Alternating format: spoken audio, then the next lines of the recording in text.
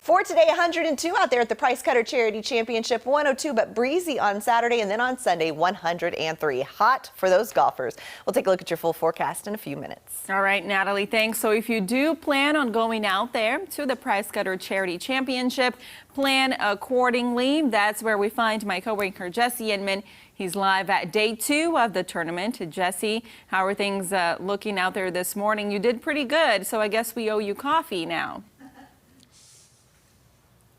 Yeah, you do owe me coffee for those two 15-footers. You can each buy me a cup, so that's fine. We'll spread it out over next week. We'll figure it out.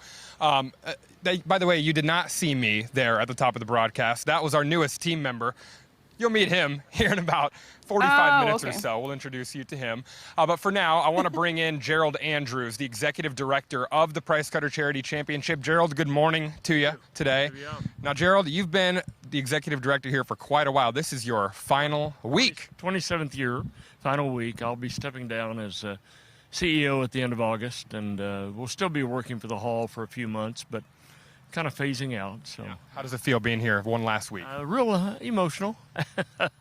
You do something for this long, and you've got all kinds of relationships with sponsors, volunteers, charities, and I find myself being a little more emotional than I thought I would be about it. But it's going well, and we'll finish up Sunday and have a good time. Great. And lots of relationships with, fans who come here and things like that. What do fans need to know if they're going to be out here? It is hot. You've got some ways for them to stay cool, not only today, but also tomorrow with the way you're teeing everybody off. That's right. I think the biggest change is we are going to double tee the event on Saturday and Sunday. We'll go off number 1 and 10. We do not have the exact start time, and will not have until we see how many players make the cut, how many will be playing for the money over the weekend. But we will double tee the event. Still starting probably around 7:30, but we'll finish at 3. And in the midst of that will enable us to not use as many walking scorers, standard bearers. Marshals will not have to stay out as long. So we're trying to do some things to deal with this intense heat. At the same time, as spectators come out, there's lots of shade trees. There was a pretty good breeze out here yesterday. If you found a good spot under a tree, you could enjoy that breeze, and it wasn't too bad.